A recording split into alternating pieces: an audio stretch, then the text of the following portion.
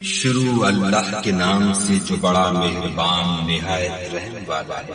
ان فرشتوں کی قسم جو ڈوب کر کھینچ لیتے ہیں اور ان کی جو آسانی سے کھول دیتے ہیں اور ان کی جو تیرتے پھرتے ہیں پھر لپک کر آگے بڑھتے ہیں، پھر دنیا کے کاموں کا انتظام کرتے ہیں کہ وہ دن آ کر رہے گا جس دن زمین کو بھونچال آئے گا، پھر اس کے پیچھے اور بھونچال آئے گا۔ اس دن لوگوں کے دل خائف ہو رہے ہوں گے اور آنکھیں جھکی ہوئی۔ کافر کہتے ہیں کیا ہم الٹے پاؤں پھر لوٹیں گے؟ بھلا جب ہم کھوکھلی ہڈیاں ہو جائیں گے تو پھر زندہ کیے جائیں گے؟ کہتے ہیں کہ یہ لوٹنا تو موجب زیاں، وہ تو صرف ایک ٹانٹ ہوگی۔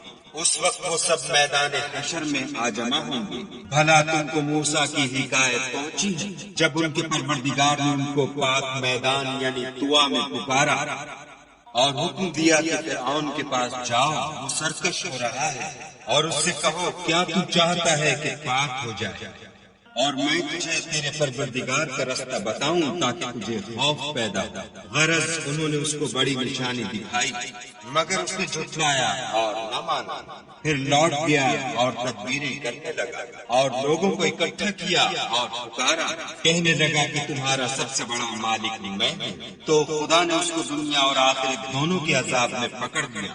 جو شخص خدا سے ڈر رکھتا ہے اس کے لیے اس قصے میں عبرت ہے۔ بھلا تمہارا بنانا مشکل ہے یا آسمان کا؟ اسی نے اس کو بنایا، اس کی چھت کو اونچا کیا، پھر اسے برابر کر دیا، اور اسی نے رات تاریک بنائی اور دن کو دھوپ نکالی، اور اس کے بعد زمین کو پھیلا دیا۔ اسی نے اس میں سے اس کا پانی نکالا اور چارہ اگایا اور اس پر پہاڑوں کا بوجھ رکھ دیا۔ یہ سب کچھ تمہارے اور تمہارے چار پایوں کے فائدے کے لیے کیا۔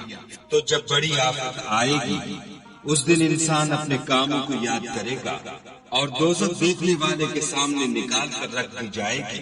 تو جس نے سرکشی کی اور دنیا کی زندگی کو مقدم سمجھا اس کا ٹھکانہ دوزخ ہے، اور جو اپنے پروردگار کے سامنے کھڑے ہونے سے ڈرتا اور جی کو خواہشوں سے روکتا رہا اس کا ٹھکانہ بہشت ہے۔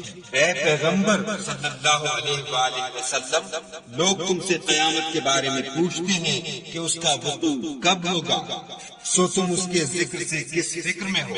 اس کا منتہا یعنی واقع ہونے کا وقت تمہارے پروردگار ہی کو معلوم ہے۔ جو شخص اس سے ڈر رکھتا ہے تم تو اسی کو ڈر سنانے والے ہو۔